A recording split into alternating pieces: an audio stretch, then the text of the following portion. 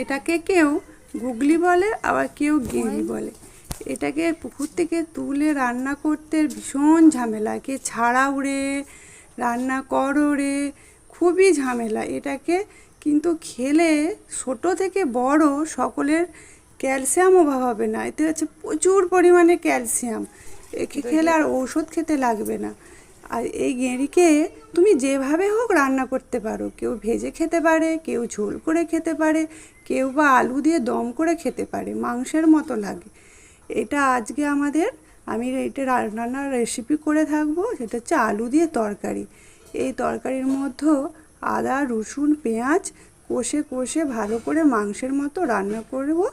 এটা খেতে কিন্তু বেশ সুন্দর লাগে। তোমরা এটা বাড়িতে করে খেয়ে দেখবে, খেয়ে বলবে এই তরকারিটা খেতে কেমন হয়েছে।